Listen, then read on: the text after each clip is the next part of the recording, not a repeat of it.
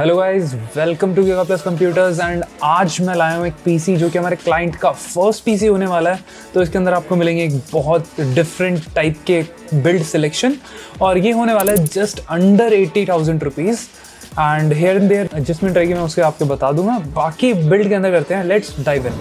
तो guys, starting with इसका purpose जो होने वाला है इस बिल्ड का, ये उनका पहला पीसी होने वाला है, तो वो एक्सपेक्टेशन उनकी बहुत हाई है। वो चाहते हैं इसके अंदर ऑलमोस्ट एवरीथिंग। तो इसके अंदर हमने कॉम्प्रोमाइज़ कहीं से नहीं करा। इसके अंदर अगर आप वीडियो एडिटिंग करना चाहो तो वीडियो एडिटिंग हो जाएगी, गेमिंग करना चाहो गेमिंग हो जाएगी। अगर आपको ट्रेडिंग के लिए भी यूज़ करना है तो इसके अंदर सफिशिएंट पोर्ट्स हैं, आप ट्रेडिंग भी कर सकते हो। तो कहीं से भी कॉम्प्रोमाइज़ नहीं करें। सीपीयू की बात करिए, इसके अंदर तो हमने यूज़ करा 14400। अब इसके अंदर आप 14400F भी यूज़ कर सकते हैं जो आपको सस्ता पड़ता है, बट 14400 का मेन यूज़ रहेगा। इस बोर्ड पर्टिकुलरली जो हमने चूज़ करा है उसके अंदर 4 पोर्ट्स मिल जाते हैं।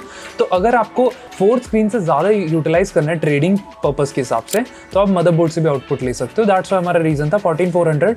एंड प्लस कभी भी आपको डायग्नोस करना हो तो 14400 ईजी रहेगा आपको डायग्नोस करने के लिए भी कि आपका सीपी फॉल्टी है या फिर जीपी फॉल्टी है।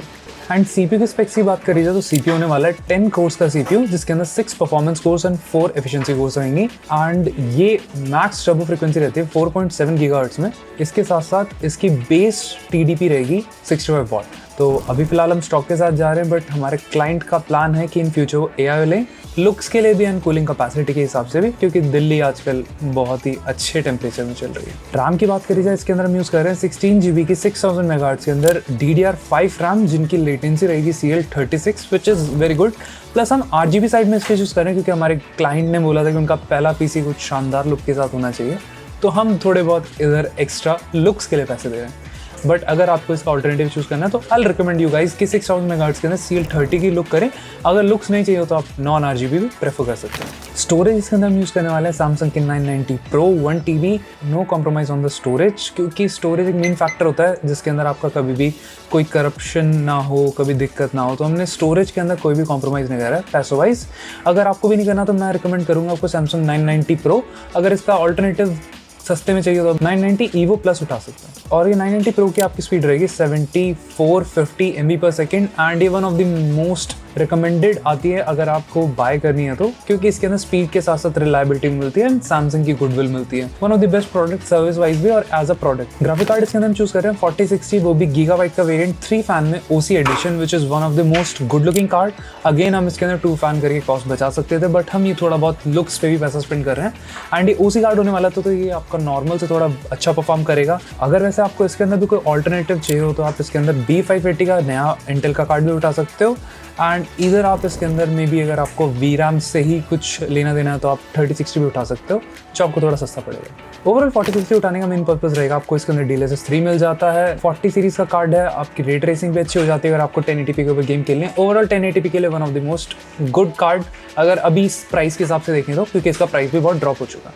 बट अब अगर आपको एंथुजियास्टिकली सोचना तो आप B580 भी उठा सकते हो इंटेल की तरफ से, इधर आप 9060 उठा सकते हो। But those are expensive alternative, but you know value थोड़ी अच्छी है उनकी भी। बोर्ड की बात करी जाए तो इसके अंदर हम यूज़ कर रहे हैं MSI का Pro B760MA वाईफाई, जिसके अंदर आपको मिल जाते हैं 4 RAM के स्लॉट, 2 NVMe के स्लॉट एंड LGA 700 की कंपैटिबिलिटी सॉकेट की। तो इसके अंदर आपका i5 14400F कंपैटिबल है, प्लस वाईफाई मिल जाता है। तो इसके अंदर आपको एक्स्ट्रा डोंगल या फिर एडिशनल ऐड करने की जरूरत नहीं है। ये बोर्ड वैसे मोर देन सफिशिएंट है, बट इसके अंदर और भी ऑल्टरनेटिव्स आते हैं, चीपर भी और एक्सपेंसिव भी।